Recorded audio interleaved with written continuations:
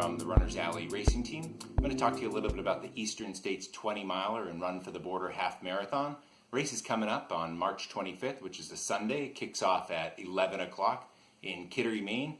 And it's a unique destination race where you run from Kittery, Maine, across the bridge into Portsmouth, then through all those great New Hampshire coastal towns like Rye, Northampton, Hampton, Seabrook, and then you finish up in Salisbury, Massachusetts.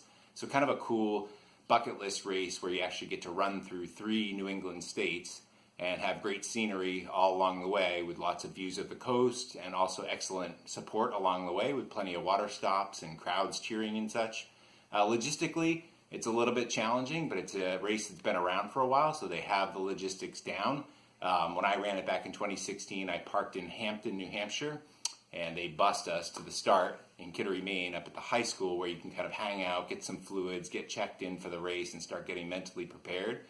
And then basically you run through all those towns I mentioned, finish up in Salisbury, and from there they bus you back to Hampton for a little bit of an after party and award ceremony, and obviously getting back to your vehicle and stuff. So all that stuff worked like clockwork, and when I ran it in 2016, I heard pretty much the same thing last year as well.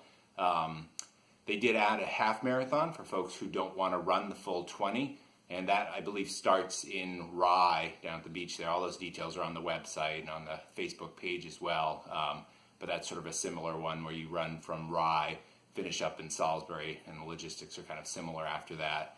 Race is pretty special to me. Before I ran it in 2016, I had never run more than 16 miles.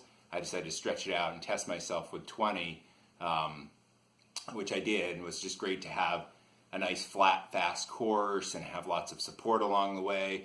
And it gave me the confidence to jump into the Sugarloaf Marathon in May, which I did. So it's a great training run for spring marathons. A lot of people use it as a final supported 20 miler for Boston, and it works great for that. But as I said, some of those later marathons like Sugarloaf, Maine Coast, and some others in there, it's a good tune-up for that, and a confidence builder too. And even if you're not looking to run a marathon, it's just a spectacular course to get out there and challenge yourself with.